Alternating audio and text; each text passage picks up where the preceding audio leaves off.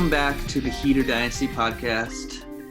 This is your Week 12 recap right here, and I think it's still Week 12, right, Mark? It seems like this week has dragged on forever in the NFL. This week we had the Thanksgiving games, but at this point that feels like it was at least a month ago. Yeah, it's a long time. It's last month even, you could say. Yes, I set you up for that dad joke right there. That was good.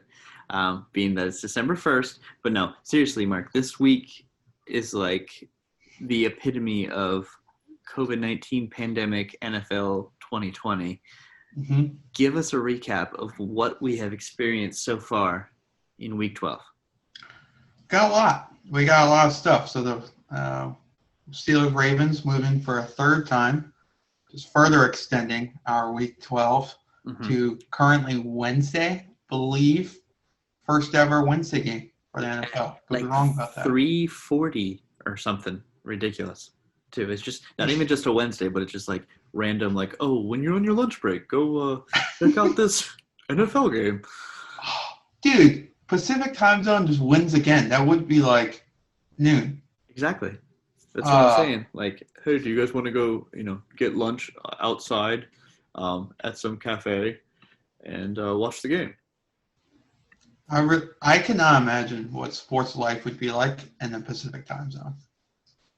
Like, you just go to bed at a normal hour you just go to bed after a huge game at like 8 p.m. Is that why everyone's skin looks so much better in LA? Probably. Is that all it is? Yeah. Anyway. So, next one, though, it's a little more personal, unfortunately. I lost this week and had Tyreek Hill. It was actually very, very hard to swallow. He was half a point away from having literally half of my points this week. So I created a Facebook group to see if there's anyone else in my boat that could commiserate. As of right now, no one's joined the Facebook group, but I'll keep you posted if anyone else joins for support in that way. I mean, I think you might need to give it a little time. There's probably people are in different stages of their grief surrounding this, so they might still be in denial, or I don't know, sackcloth and ashes. I'm not sure which, but I will say, as sad as it was to see you lose in such a miserable fashion, Sure, it made you very sad. I'm sure it did. It was so sad to see. I really appreciate first place, and it felt really good to know that first place could happen, even though I gave you the only player on your team that could score this week. Yeah. Thanks for trying to help me out this week. Appreciate that.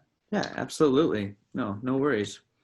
But yeah, going on, you should probably talk about the Denver Broncos and basically know what team strategies are going to be going forward, whether or not they need to have quarterbacks stored in separate rooms, or at least have at least 6 or 7 on your roster, I think might be the ongoing strategy going forward. But no, I mean, Kendall Hilton, that was insane. First of all, he had never played a snap in a real NFL game. Mm-hmm. He was on the practice squad. He got called up to play quarterback. However, he was a wide receiver. Now, granted, he did play quarterback in college, I believe. Mm-hmm.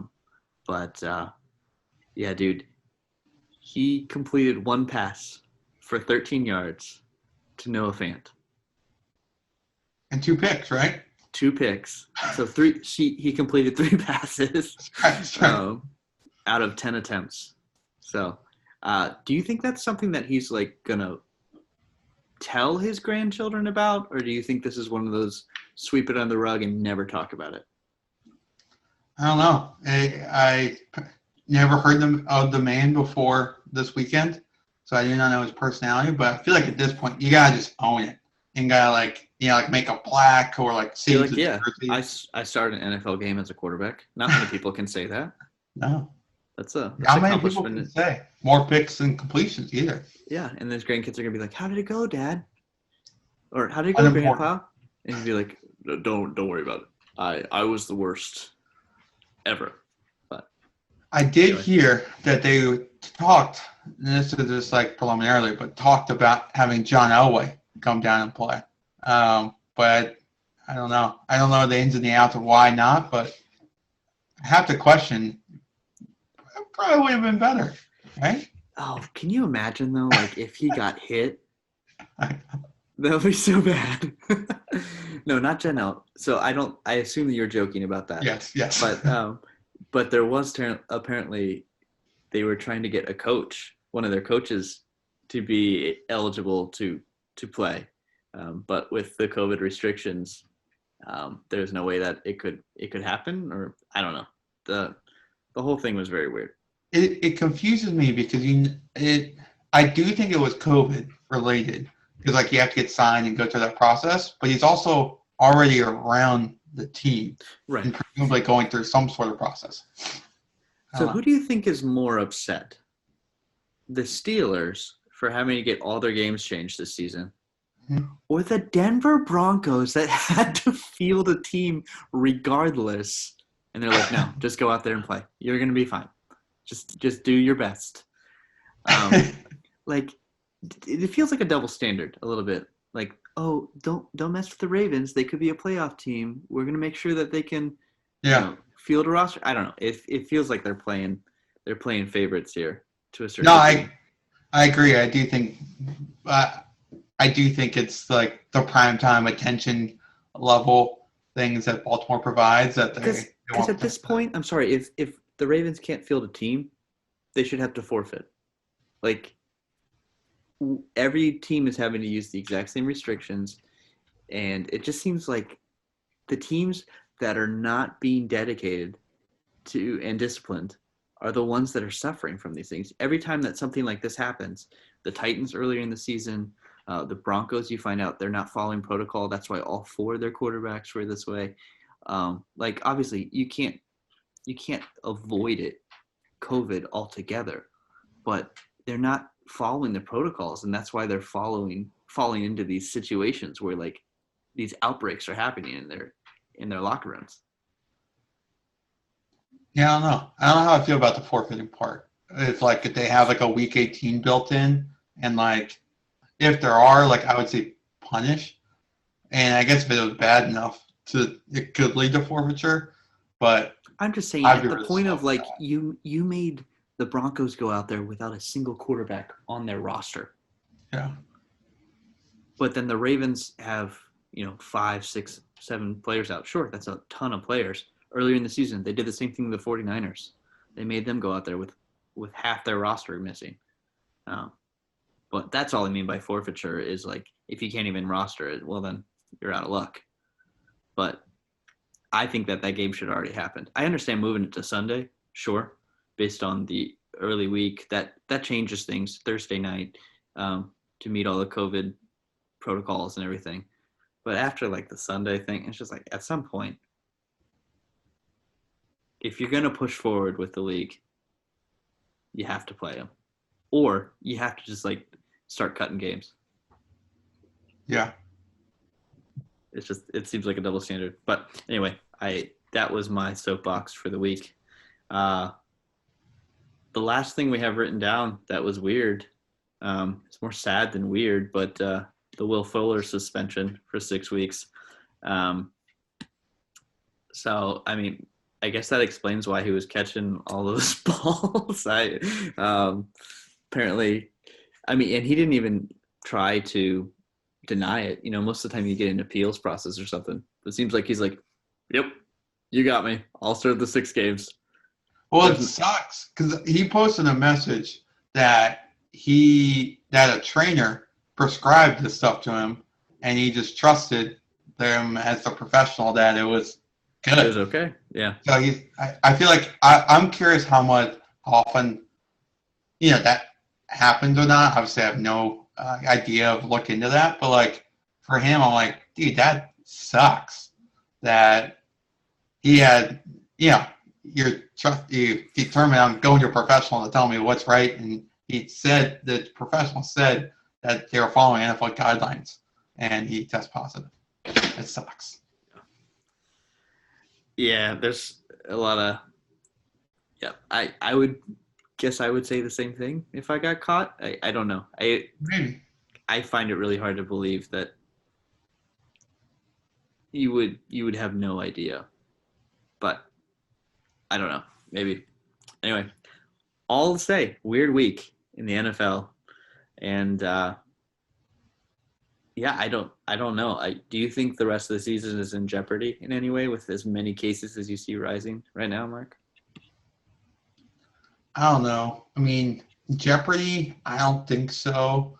I think if anything, like if there becomes like a bubble kind of thing like the NBA did, or if they have to like, cut games and expand the playoffs, so we have like a 2-week, bye for the league and pick it right back up, or I don't know. Yeah, I could definitely see a bubble forming for the playoffs. Thinking of something like either out in LA where there's multiple stadiums that they could keep everybody housed, or Miami, or even Dallas, or just Texas in general, Dallas and Houston and Florida maybe college area. stadiums. Like, yeah. Yeah, I could definitely see them doing something like that for the playoffs and just trying to like push it through for the rest of the season. But yeah, I think it's gonna be insane. Well, given all of this negativity, I think, Mark, it'd be wise for us to kind of revisit a national pastime that we all just experienced together. Thanksgiving. I think that this would be that opportunity. Definitely, since I didn't get to share a meal with you for the first Thanksgiving in a very long time. We didn't get to do the obligatory "What are you thankful for?" So I don't know. Do you feel like we could? This is for you, Mom. We want to tell you what we're thankful for. Have you prepared a list of things that you were thankful for? I have. This year? So I'll do a little bit of a rapid fire here. Sure. Because I know we got a lot of good stuff. So first of all, Noel, thank you for trading Travis Kelce to me. That's been really helpful. And third leading receiver in yards for. So that's really helpful. Thankful for the league, the involvement. I think it's been, I don't know, it's been super fun to me, super competitive. We'll get into in a bit here, with not a ton of disparity in terms of records. So that's really fun.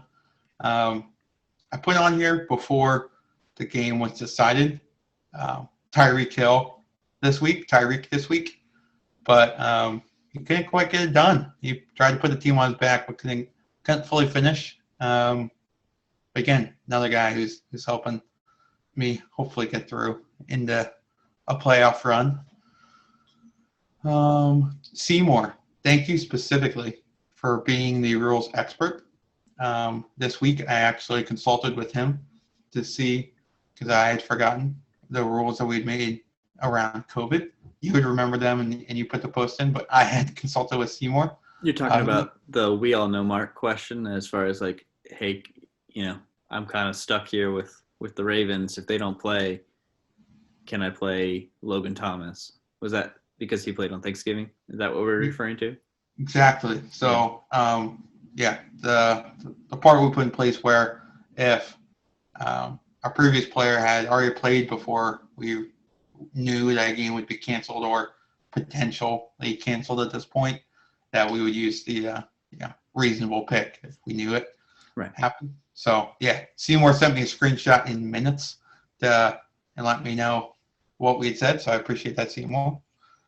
And lastly, the points for tiebreaker. I appreciate and I'm thankful that we put that into place. I think for both of us.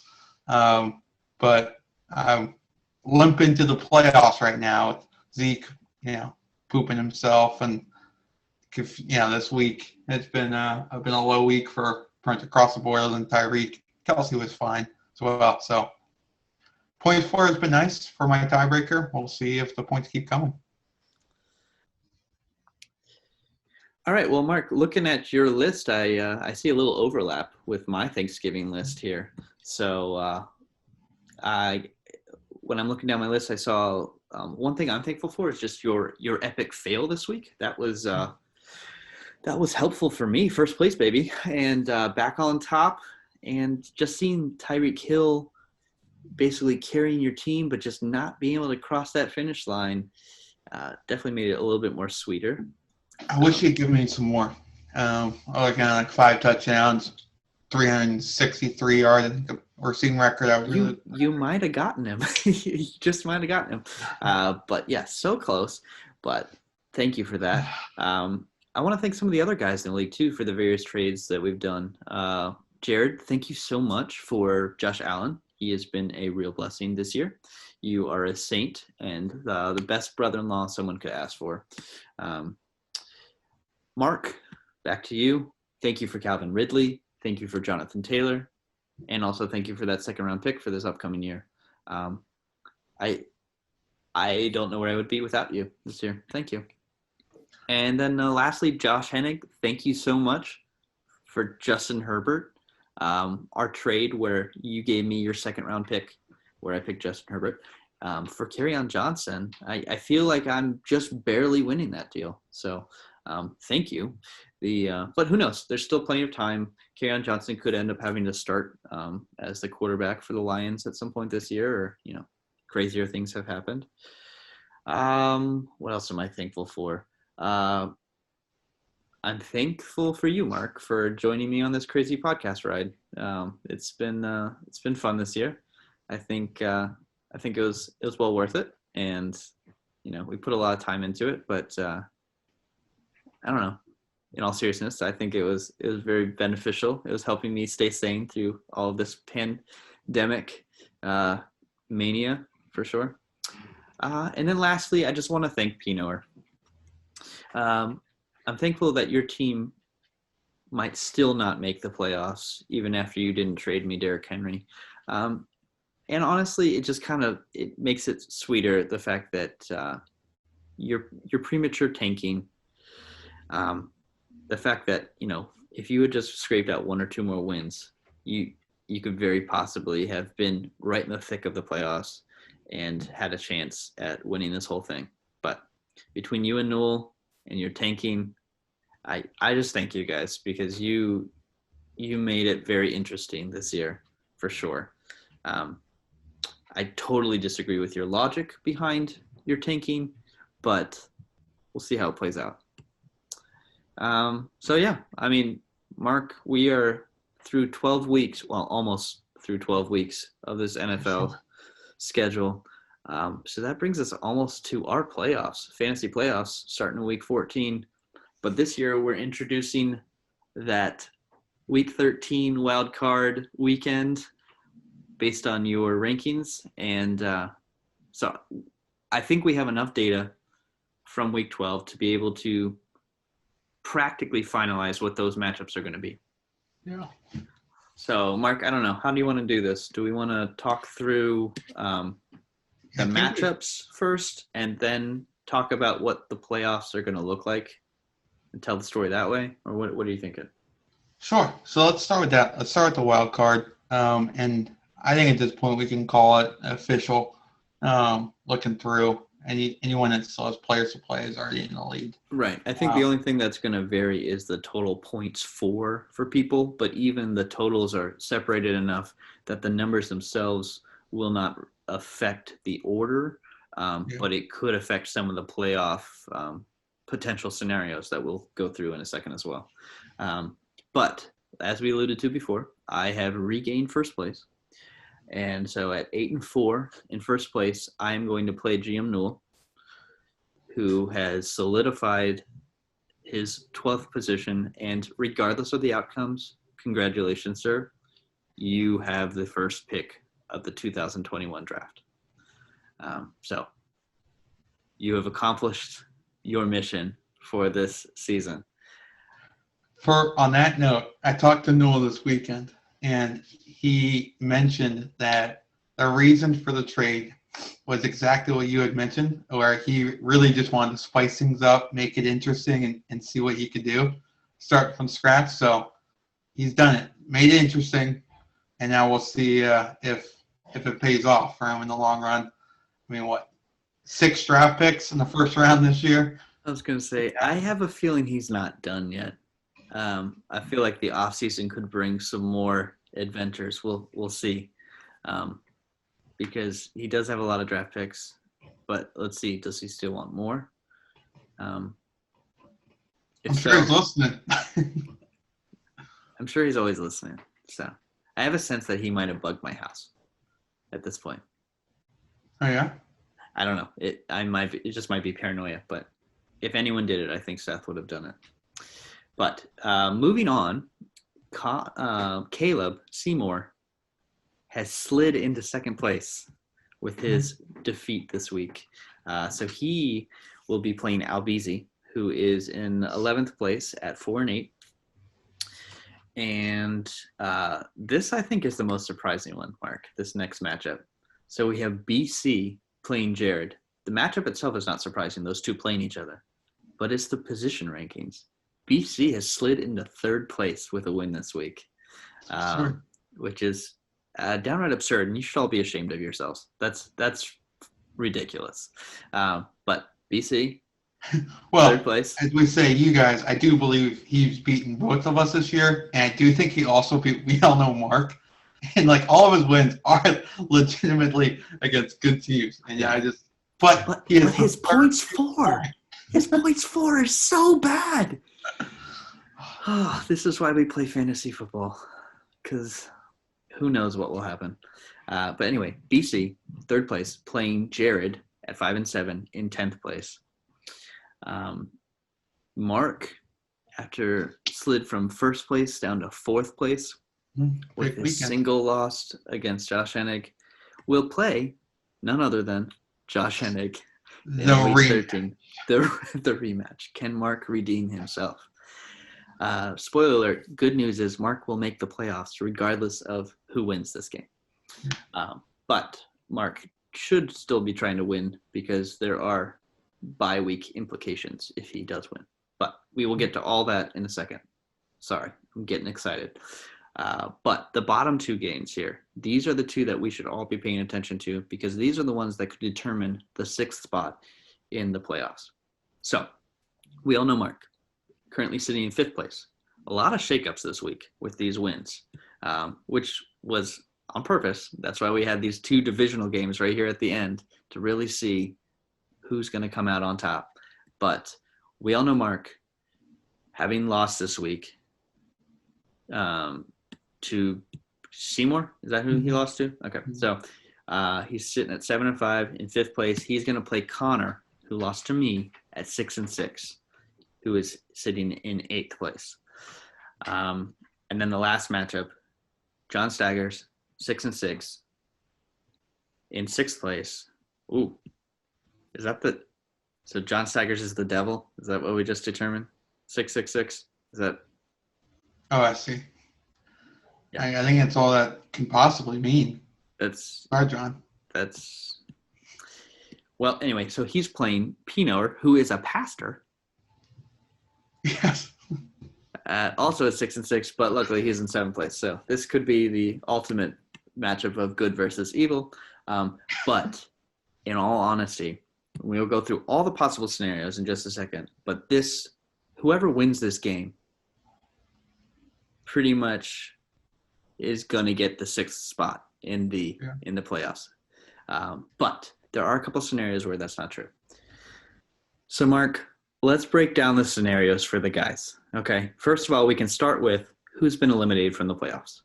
Yep. So far, we have 4 teams that are eliminated. Seth Newell, obviously, dead last. Al Beasy in 11th place at 4-8 has no possible scenarios where he can make the playoffs. Now, Jared and Josh both are sitting at 5-7. So technically, you're looking at it and you say, oh, well, if enough people lost, they could get in with 6-7, but the tiebreaker is points 4 and their points 4. They'd have to score like 500 points this week in order to make it. So realistically, they're out of contention. That leaves 8 teams vying for 6 playoff spots. Now, we already have, what is it? We have 5 teams that have clinched a playoff spot. That would be myself, based on the fact that I'm in first place, my record, and points for. I'm in the playoffs. Seymour has clinched a playoff spot based on his record, 8-4. BC has clinched a playoff spot based on his record, 8-4. Mark has clinched a playoff spot, even though he's at 7-5, and he could technically have a similar record. He's clinched it based on his points for. We all know Mark clinched a playoff spot based on his points for being in third place,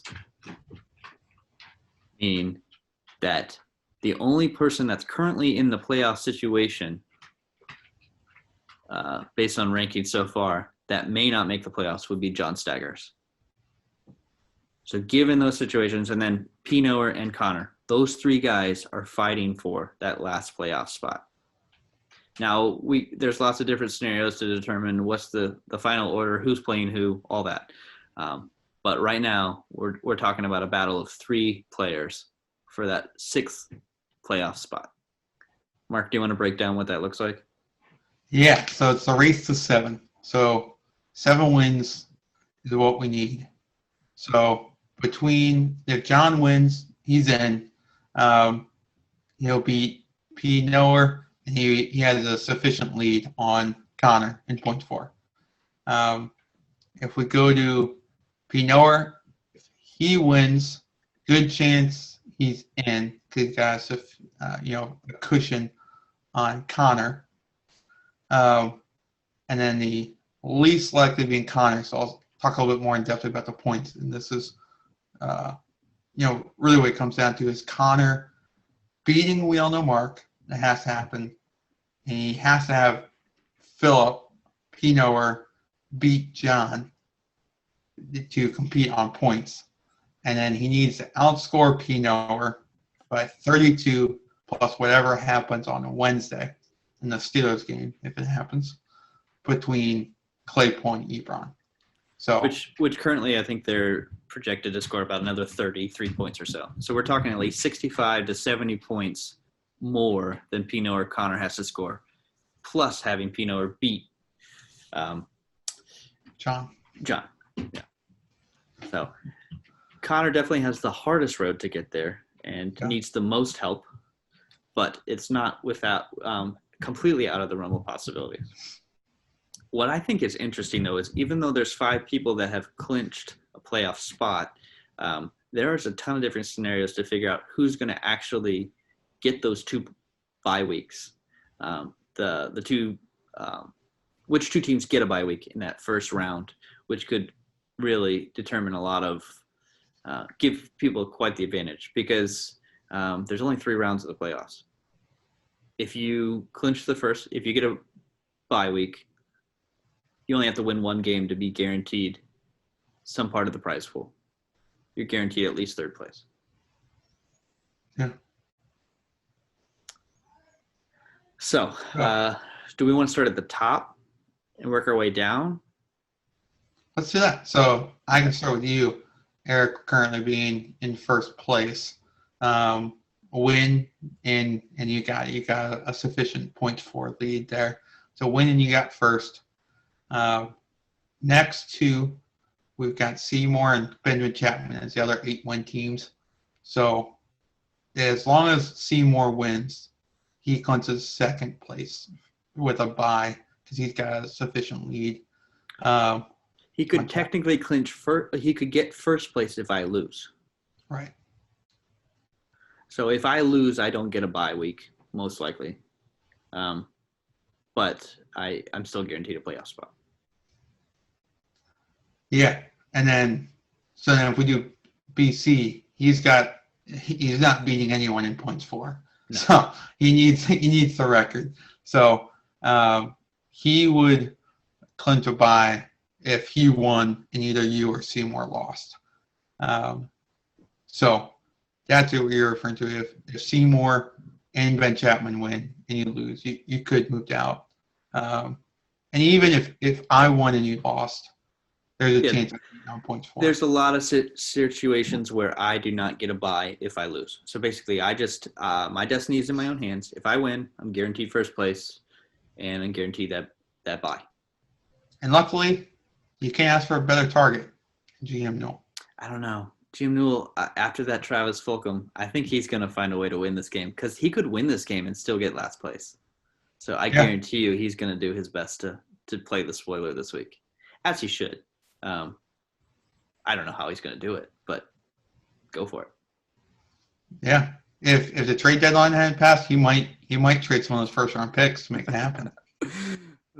I would be willing to trade some of his first round picks to give him a chance. But anyway, bygones be bygones.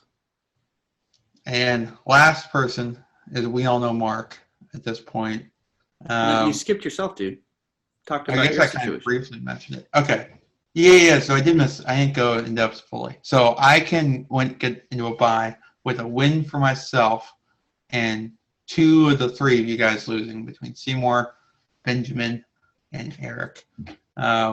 So for the most part, I should be winning the points 4 unless something crazy happens next week for anyone in that regard. So I should be winning that. So chance I could sneak into a bye, but probably not happening. And lastly, we all know Mark. Had quite a bit of a stumble here towards the end. Was leading for most of the year, now down to 5th. Chance he could move. Well, so I guess I didn't mention it. I can move down if I lose, and we all know Mark wins very easily. And then if he wins, there is still the opportunity for a bye. A lot of scenario planning here. There is still the opportunity he could get a bye, but he needs 3 losses between myself, Benjamin Chapman, and Seymour, and we need to win by 20 plus points. Have a 20 plus points more for him than Seymour. That make any sense? Kind of. There's a lot of numbers going on here. A lot going on. But luckily, I've made a whole video that we're going to put right at. No, I'm sorry. You don't get a graphic for this. This is too challenging. Too much. You're just going to have to listen to it and then rewind it and then listen again. Or just trust us, So, Jared, sorry, you're out of the playoffs. That's all there is to it. There it is. But there is a situation where we all know Mark could come in 6th place. We didn't really talk about that, but John would win. We all know Mark would also win. Oh, no, we all know Mark would lose. But John would score more points than him, 40 more points. Yeah. But we all know Mark, like we said earlier, is completely in. No way he gets bumped out because of points 4 for the guys that aren't in the playoffs yet. I just think it's crazy how compact all the teams are. Like this is when we made this wild card weekend, I did not expect every single game to have some sort of meaning. There really is no matchup that doesn't have some sort of playoff indications. I really thought it would just be like those middling games. I thought there would be like 2 or 3 matchups possibly out of the 6 that would really determine things for the end. But there's not a single game this weekend that's not going to affect the end results. So I think that's pretty cool. Yeah, I mean, 9 wins is going to be the highest score, our highest record. Actually, we had 10 wins from GM Newell. Yep. And so now 9 wins be the most, and 5 wins is good for 10th place. So that's insane. That's crazy. I think this is also a good argument for points 4 when we're looking at these results. Mark, I know that there's certain people like BC that would argue like, what about a head-to-head matchup? Should that be a tiebreaker over points 4? And I can see the argument in some places. He beat me. He beat you. We all know Mark. But that's fantasy football at its best. You know what I mean? Like it's the week over week consistency that I think is a better indicator of the stronger team as opposed to just pure blind luck like BC's experience so far. Would you agree with that, Mark? So you're telling me I've won you over? Of course. Yeah. No, I thought about it. I did a little research because I'm prepping for the off season, prepping for those potential rule changes, debates and stuff like that. And this would obviously be a big one, I would assume, is points for versus head-to-head matchup for a tiebreaker. So I went on the sleeper to see like, oh, can we even change it? And the short answer is no. You can't, it's built in. But the long answer is yes, there would be a workaround. It would just require a lot more work from Mark and I in order to make it happen. But by doing that, I realized, and by researching that more and then looking at this and determining what the playoff things are, I'm realizing points for makes a lot of sense. And that's not just me being lazy and saying I don't want to do the work. But that's exactly what I'm saying. Because like even between our matchups, I mean, well, I would say this: there's been quite a few times. So even we look at BC catching, I think you, me, and Andrew Gordon on like a rough bye weeks at the times and things like that. Like there's just so much variance, and to me, I've always preferred the, there's no better metric that you can have than points for, because there's no there's no conflict in it. It's just straight how much did you get.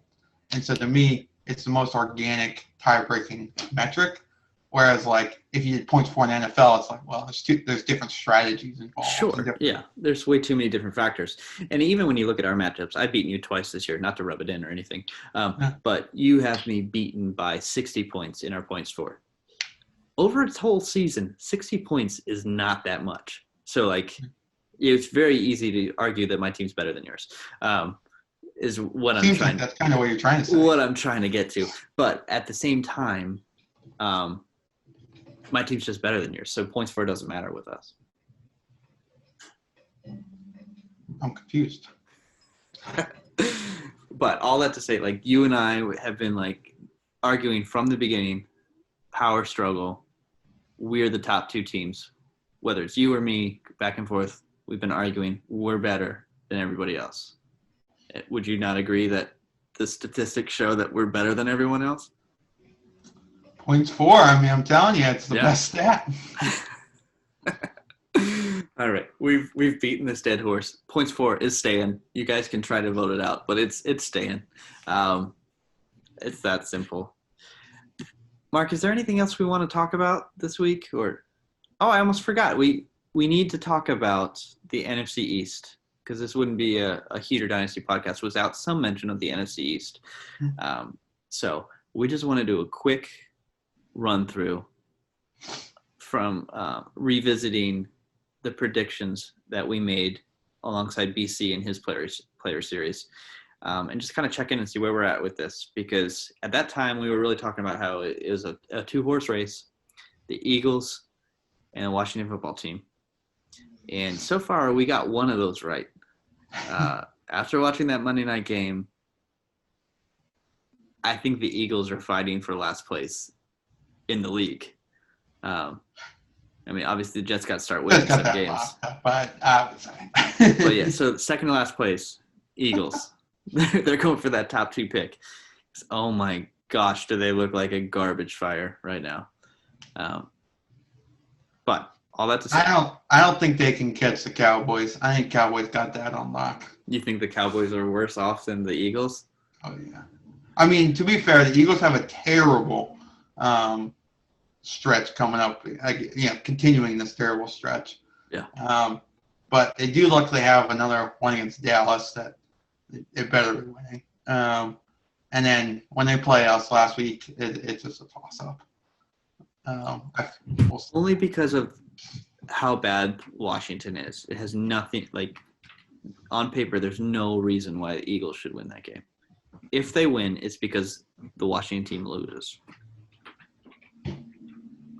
Or Carson Wentz figures out how to play quarterback. Nope. Washington has no one but themselves to blame if they lose that game. Anyway, so let's go through these rankings real quick. So, BC predicted that the Eagles would be 7-8-1, would win the division, and would then go on to lose in their first playoffs game. He didn't say that, but I'm just assuming based on the results. That's what he would assume as well. I predicted they'd be 5-10-1, and you predicted they'd be 6-9-1. BC predicted that Washington would be 5-11.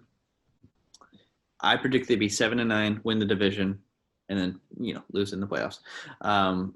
Mark, you predicted they'd be 6-10. So at 6-10, did you think that they were winning the division, or did you think that? Oh no, so it would have been you would have predicted that the Eagles would have won at 6-9-1, would have won the division. It's a tie. Yep. Got it. So let's see how we've done so far.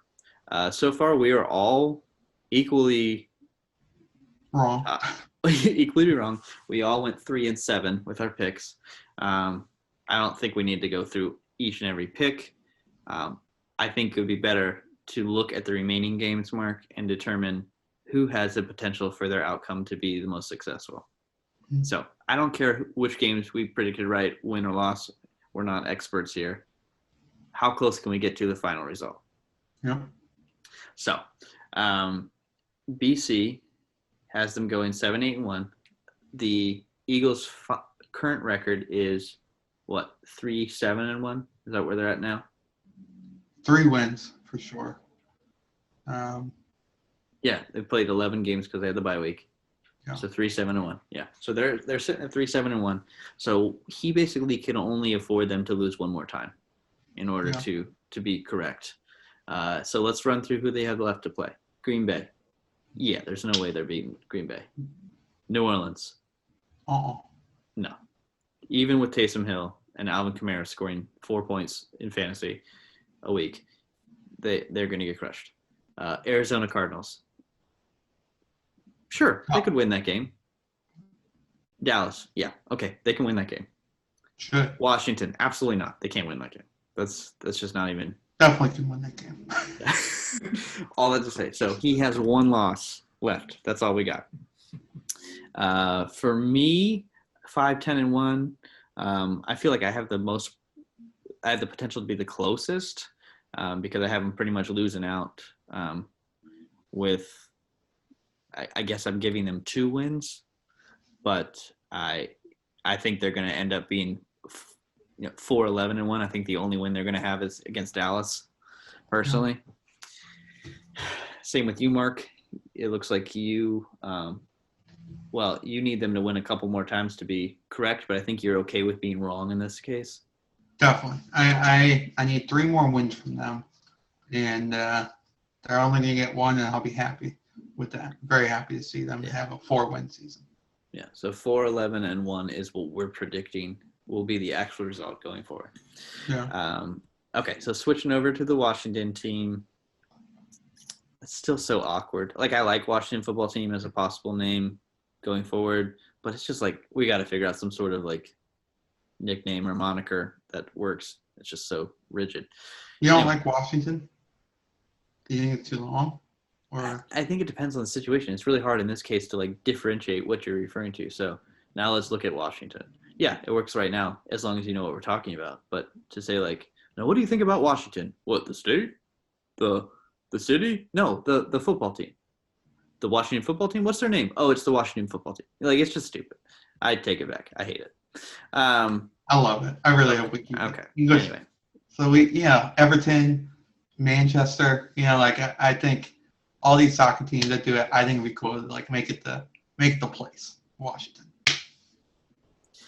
Just takes a while to get everyone else on. I would be on board with Washington Football Club. You got to change that last word. If you're going to like go soccer, you got to go full soccer.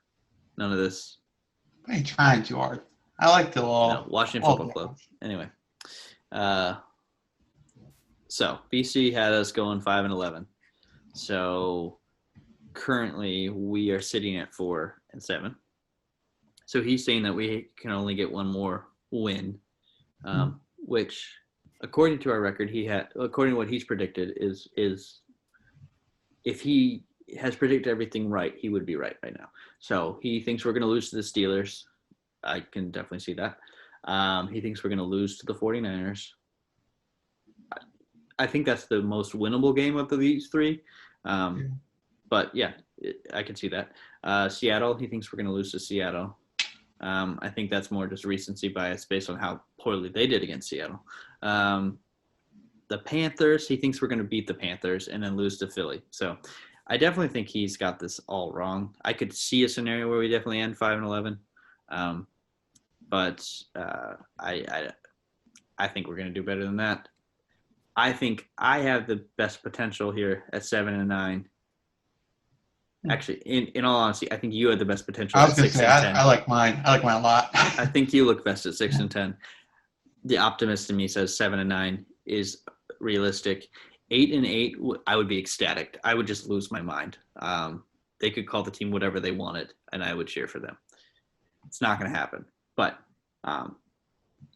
where we're currently sitting, we would need 4 more wins. So here are the scenarios, Mark. Steelers. We're not winning against the Steelers. But in order to get unless to 8, unless they have a really short week. Unless they have a really short week when they have to play on a Wednesday and then turn around and play on a Monday. And maybe they're like confused what day it is. There's some potential situations here. I think they could upset the Steelers. Is it going to happen? Absolutely not. No. But to get to 8-8, they have to beat the Steelers. They have to either beat the Steelers or beat Seattle. They have to get to 8-8. They have to win one of those 2 games. And then they have to beat the 49ers, have to beat the Panthers, have to beat the Eagles. Yeah. But to get to year 7 and 9, they really just have to beat the Niners and win the games they should win. All they have to do is beat the Niners to get to 7 and 9 and beat the Panthers, beat the Eagles. So basically, in my mind, to get to 7 and 9, they have to win one of the next 3 games. The hardest games on their schedule so far, Steelers, 49ers, Seattle. You can pull off one of those wins. We can get to 7 and 9 if we have any right to be in the playoffs. And 7 and 9 is not as bad as they've made it out to be. You know, the Carolina Panthers made it to the playoffs with a 7-9 record, made it to the Super Bowl with a 7-9 record. The Giants won the Super Bowl. Yeah. I don't know.